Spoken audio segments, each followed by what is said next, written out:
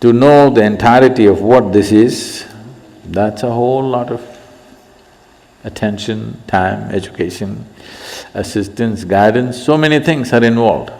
But to bring a reasonable sense of balance into you, it doesn't take much. You're doing a few things basically wrong with life. When I say basically wrong, one thing is for everybody to understand, all human experience is generated from within. Is that so? All human experience is generated from within. So at any time, if you feel happy or unhappy, miserable, joyful, ecstatic, in a state of agony, doesn't matter what happens, what is your experience, pleasantness or unpleasantness, just to know that it's happening from within, and it can only happen from within. You can either take external stimuli or you can create your own stimuli, but essentially it happens from within. This one thing, if it is not grasped, when you feel miserable, if you think it's this one, you're gone. You're just… the keyboard is here, but you're punching the wall. This is not going to work.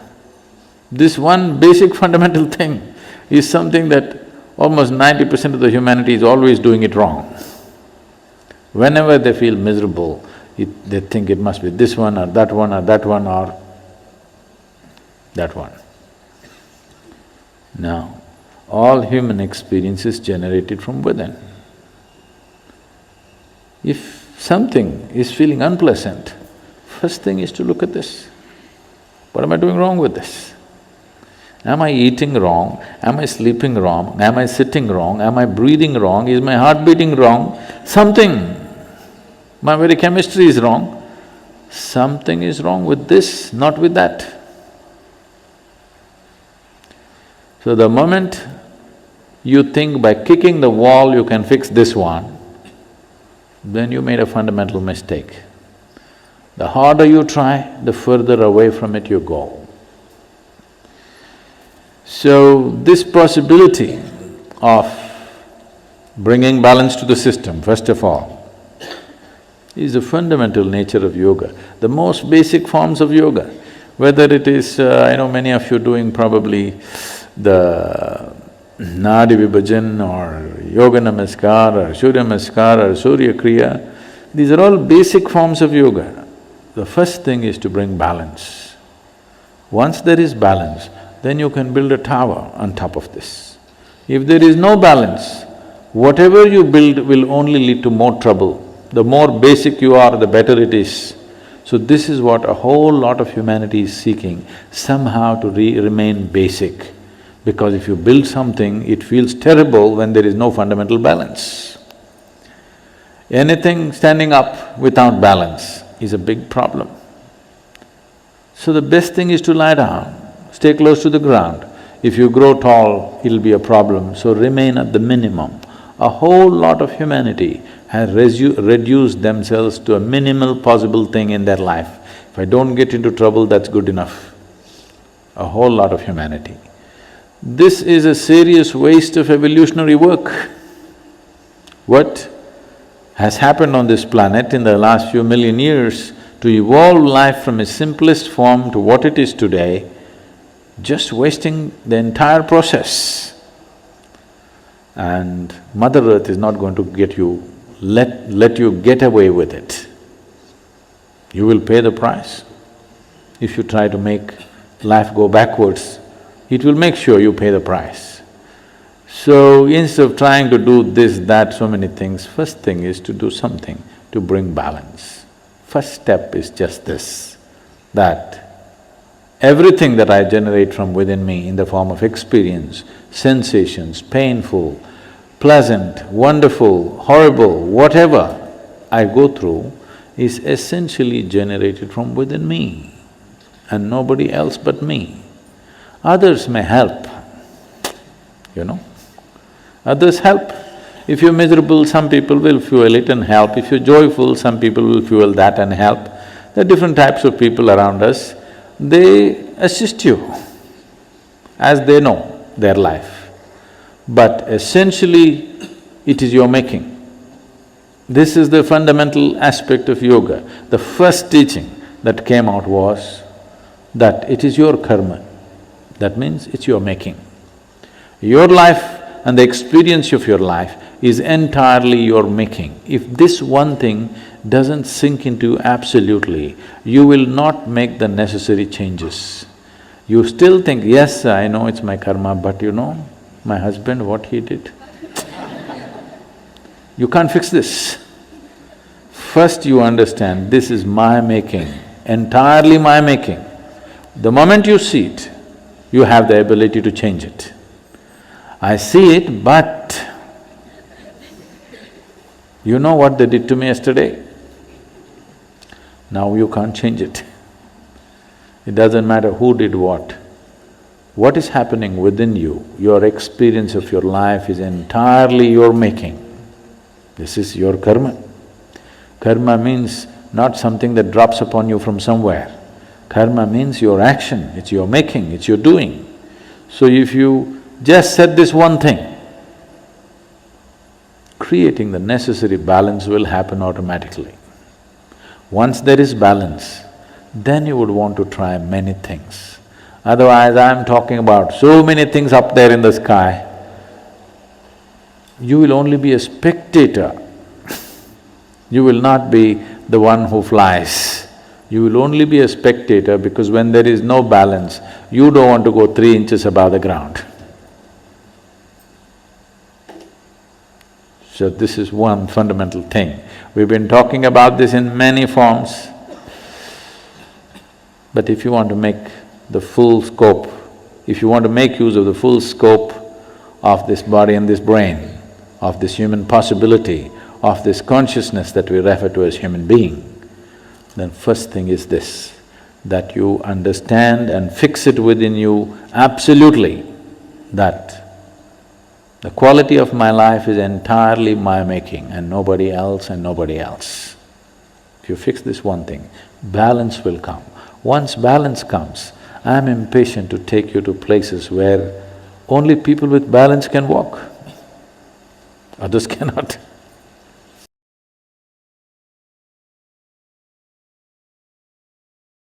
There is a very big difference between doing what I like and doing what is needed.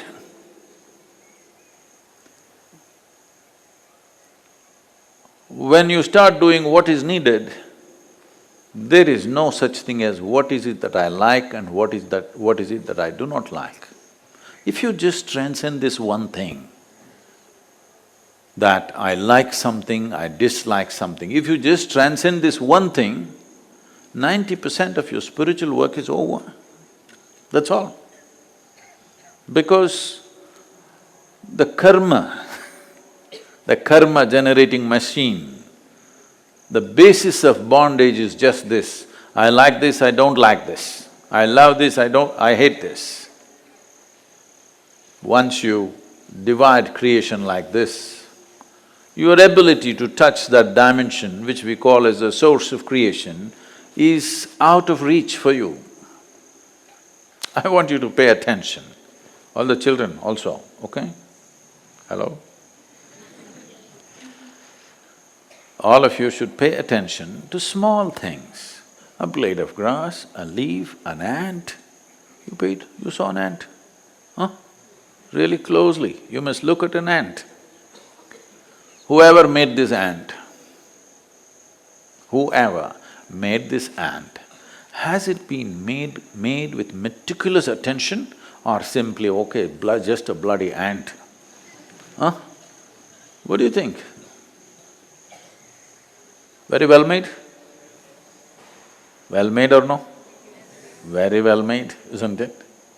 Fantastic ant actually, not just a bloody ant. So if the creator, if the source of creation is willing to pay that much attention to a tiny little ant, who the hell are you to decide what you like and what you dislike?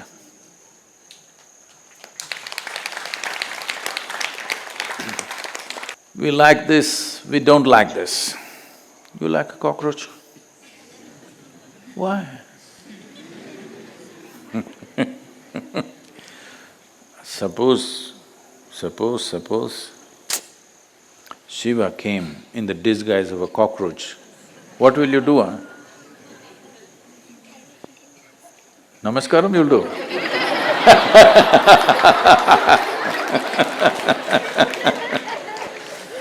But how will you know it is Shiva or just another cockroach, huh?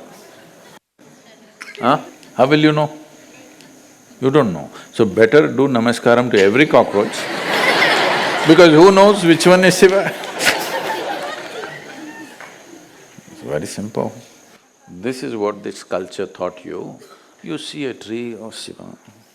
You see a stone, Shiva. You see a dog, Shiva. You see a cow, Shiva. Because you don't know. You don't know today what is his disguise. Better not take a chance, isn't it? Huh? Better not take a chance. At least start with the human beings. You don't know in what disguise he's come today. Huh? Isn't it? Suppose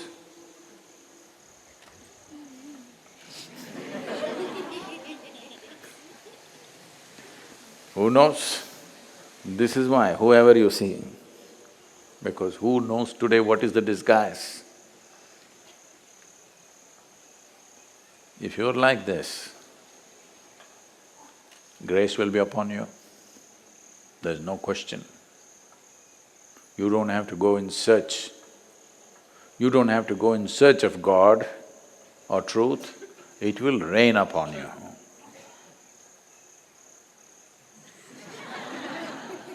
It will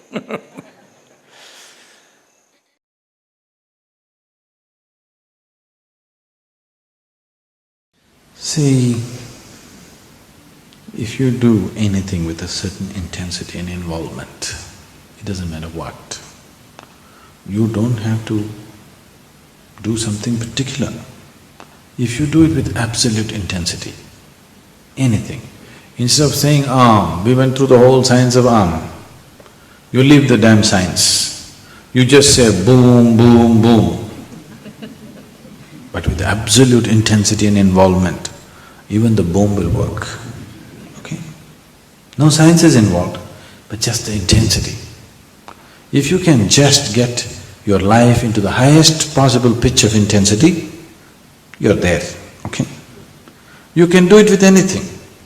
I don't know if you have heard of this, but it's very much there in the traditions. Many yogis were constantly angry, do you know that? Not about anybody, simply angry. Now you have this understanding, a yogi means he must be… Yes? Like that. He must be a good man. Tell me, the first yogi, let's take the first yogi as an example, Shiva. Can you call this guy a good man? Can you call him a good man? Huh? No, just tell me by the stories that you have heard. See, after all, it's the stories that we have heard from the Shiva Purana, isn't it? He is a great yogi, but he's a drunkard. Do you know? Shiva is a drunkard. He's a great householder, but mad debaucher. He is perfect awareness, but a drug addict. All the gods worship him, but his friends are all demented beings. Do you know this? So do you call this man a good man or a bad man?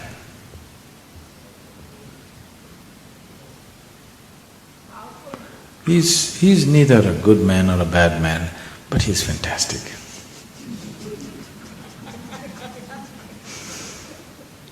He's definitely not a good man. You can't call him a bad man, but he's terrific. You know what that means? That means you have to raise beyond your ideas of good and bad, like and dislike, and just become intense life. Life in its peak performance. So, we said if you just say Shiva, it will happen. Yes, because these sounds, I think we looked at this already, what a mantra is. These sounds are like keys to another dimension of life. If you have gone through the necessary preparation, just one utterance of Shiva, I will have you exploding to a completely different level of energy and experience. You will see if you come to certain advanced programs, we have something called a samyama, which is a 8-day meditation camp. Now it is 10-day and it's in total silence.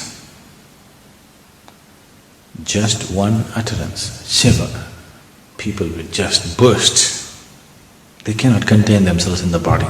Just one word, just the sound. It is not because we called some god it happened, because it's a key sound. If you know how to use it, you can open up things that you have never imagined possible.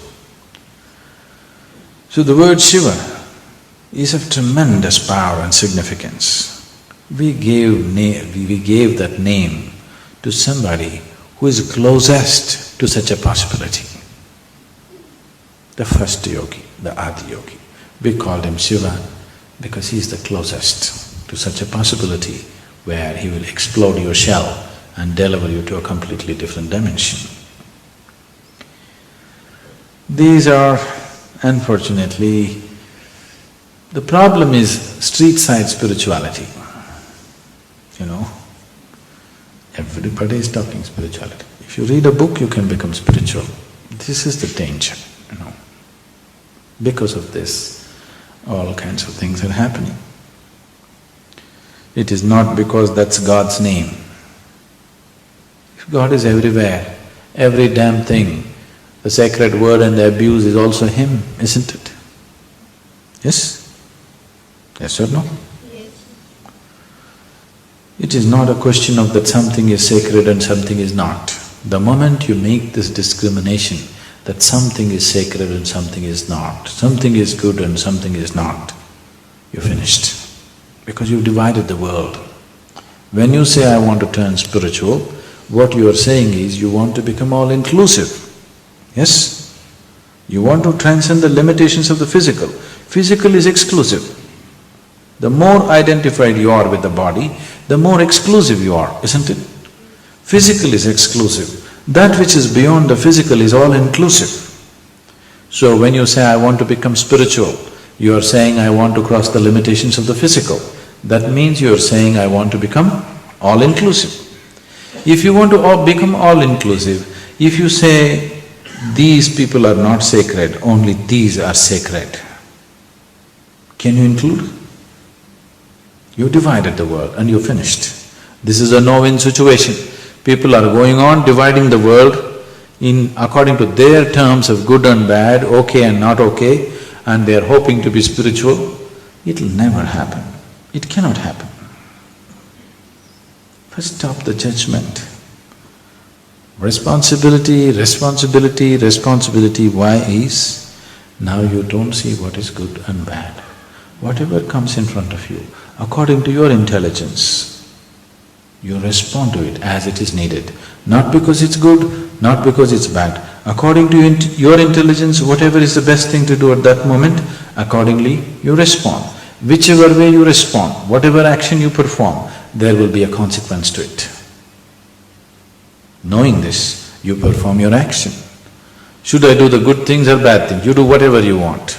All I want you to know is, whatever you do, there will be a consequence. When the consequence comes, if you are going to cry, then there is no point.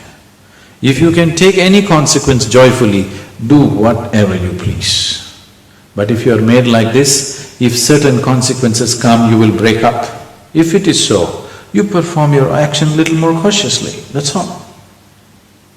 It is not a question of good and bad. It is not a question of what is God and what is not. Always they told you, God is everywhere, isn't it? If God is everywhere, if He's in everything, boom is also God's name, isn't it? Doom is also God's name, isn't it? Yes or no? So you don't know what's God's name.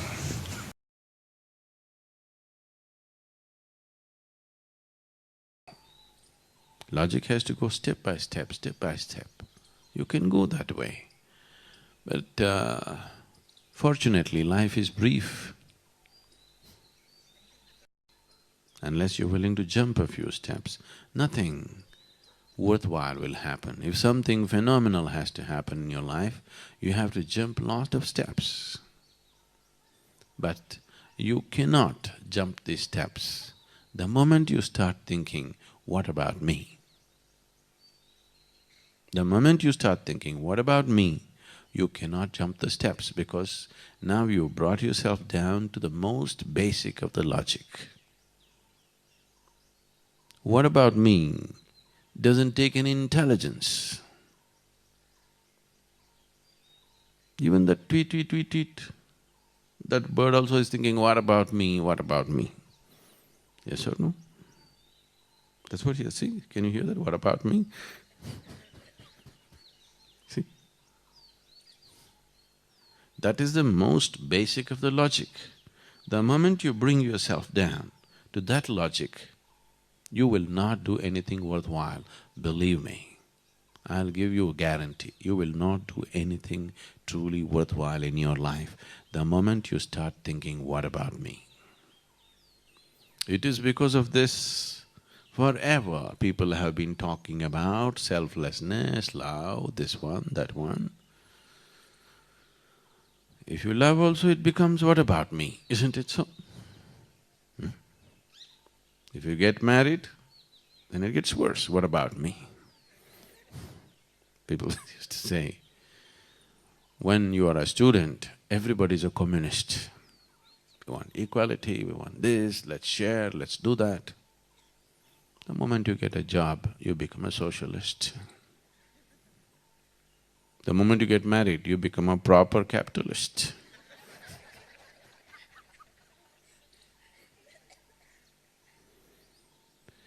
So, this what about me just brings you down to basic, very fundamental logic. Once you come to this, you will only walk one step at a time. If you walk, most of the time you're stuck. But if you do walk, you'll walk one step at a time. If you go one step at a time, in this brief span of life, you will not do anything truly worthwhile. You cannot. If you survive, if you don't get into a mess, so yesterday some very important industrialist was saying he's only like maybe 39, 40 and he's one of the top industrialists in the country. He was saying, I have my mediclaim and my whatever, what are the other things you do? What is the other thing you do what is the other one? No, superannuity and whatever, all this stuff. So I was thinking, okay, I don't have mediclaim, I don't have superannuity, I don't have insurance.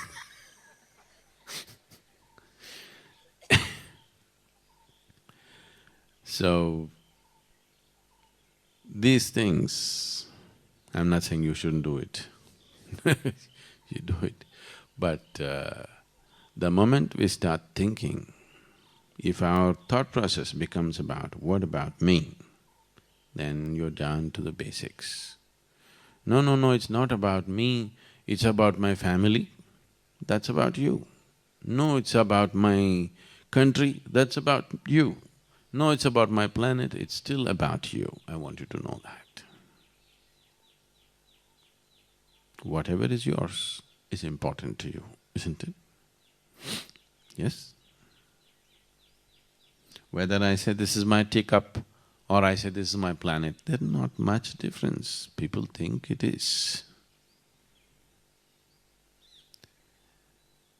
Maybe in terms of what you do, your activity may change a little bit, but nothing, no great difference will happen. So to bring this about, if we want to employ the logical mind, because we have to, otherwise we'll become senseless. We will not become senseless, we'll become an absurd kind of sense. If you became totally senseless, that would be liberation. That would be absolute liberation, but that won't happen that way. So to go step by step, we have to use the logic the way it works best for us. If it has to work in the best possible way for us,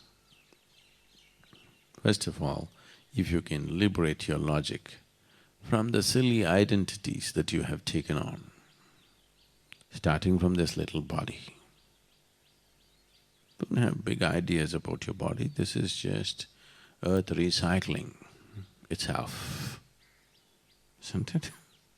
This is just earth and recycle. You may think many great things about yourself. You know, you're doing all that what are these things called, the bio stuff these days? You are biodegradable material, aren't you? Yes. You're not even as eternal as plastic. You're just purely biodegradable. All those biofuels, what do you call them?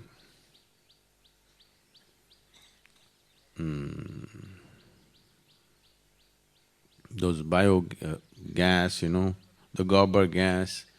People are using human excreta also to produce gas. Endlessly, we want to do things. I'm not against those things, but the mindset will destroy the human being, not the activity. You try to use everything in activity, there is no problem. But the mindset will destroy the human being the moment he starts thinking about how to use everything. So, all the fancy ideas that people have about themselves is just their own stuff. But all that's happened is, the carpet is between you and earth. I wish you had sat on the wet grass, then the connection would be more real. You're just a small mound on the earth. Just see yourself sitting here for next… I don't want to reduce your lifespan, next 100 years. If I say 10, somebody may get paranoid. 100 years you just sat here, you'll still be a mound, but a little smaller mound. It happened to a lot of people. Have you seen those mounds? Some people have grossly marked it with stones and sticks and whatever. Others are all just small mounds. All the undulation that you're walking, we don't know how many people are buried here.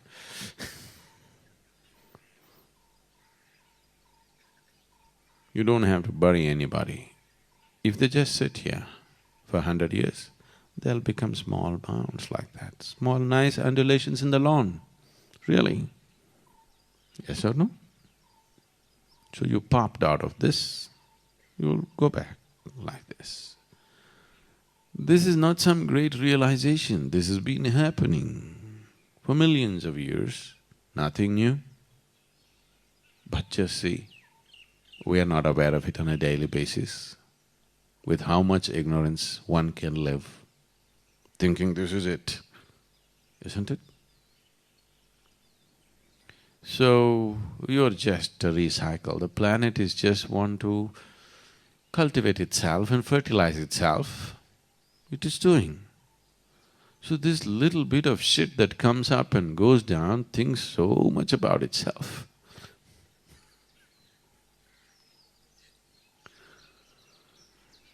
But still, when I say shit, don't think something wrong. In many ways, it's the most composite and useful thing on the planet. Whatever you want to grow, you need it, isn't it? Yes? Similarly, if you want to grow a being out of this, you need it.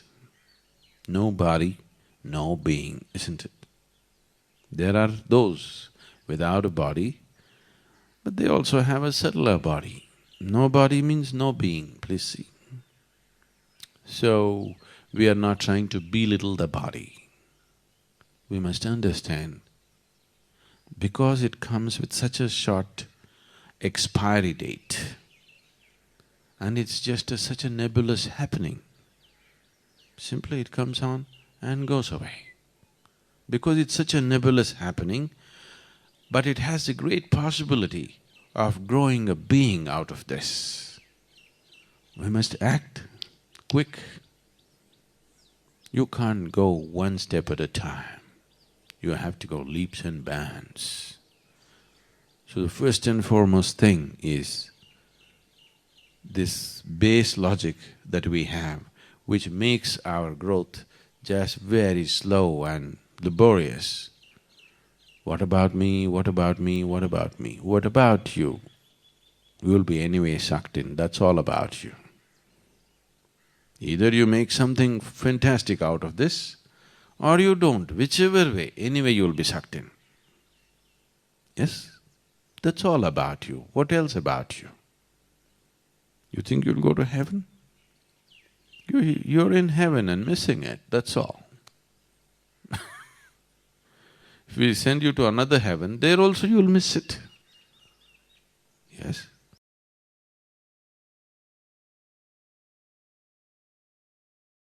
So these 84 asanas, which are the fundamental yogasanas, are 84 ways to make the body into a passage. It is not necessary, actually, for everybody to do 84 asanas. If they do one, it is enough. Usually hatha yogis, serious hatha yogis who are taking hatha yoga as their path to liberation, practice only one asana, just one asana. It is difficult for a thinking mind to understand why would somebody spend his whole life trying to sit in a particular way. But if you learn to sit right, if you just learn to hold your body right, everything that you need to know in this universe you can know. Because this is known as asana siddhi. If you can sit in a posture, stable and comfortable, for 2.5 hours, then we say you have attained to asana siddhi, that you are in absolute comfort and at ease in a particular posture. That is asana siddhi. If you achieve this, everything that you need to know, one can know internally. How is this possible? How can by sitting you can know everything that you can know? If you have a television at home, television is just a box with a little bit of electronics in it. But it becomes a world by itself. The whole world can stream into this place that we call as a television, or this box that we call as a television, simply because there is a receiving mode. If you set the antenna right, if it is properly adjusted, then the whole world flows into your place or into this box. If it is not set right, same instrument, it has everything but can't do anything. This is how human being is. A human being is, an individual human being is who he is only because of what he perceives. Only because of what he or she perceives, an individual human being becomes whoever they are. Right now, you are who you are only because of whatever you have perceived in your life till now. And you will be who you will be only because of what you will perceive in future. Whatever you perceive is what makes you whatever you are today. So, the whole system of yoga is only interested in enhancing perception. So if you hold the posture right, if your alignment is right, and if it matches with the cosmic alignment in some way, 84 alignments. If one gets into these 84 postures or even masters a single posture and approaches the remaining 83 through that, then everything that has happened in the creation till this moment, one can know, because the memory of that is right here within your system. In a, let us say in a codified way, it can be activated and ignited if it touches another dimension outside of yourself. So asanas are powerful means, yogasanas are powerful means to connect. I do not want you to forget what yoga means. Yoga means union. Union means two have become one. Two is just this, there are only two in the existence, you and the rest of the existence. In the rest of the existence, you may identify this one, that one, that one, but essentially there are only two, you and the rest of the existence, because there are only two dimensions of experience within you. You do not know what is up and down in this cosmos. You do not know what is forward and backward in this cosmos. You do not know anything, these are all things that we have made up for convenience. The only experiential reality is, there is something called outward and there is something called inward. So these are the two dimensions of experience, inner and outer. So yoga means to bring a union between these, inner and outer, you and the rest, you and the other. When there is no you and the other, there is just you and you. That is yoga.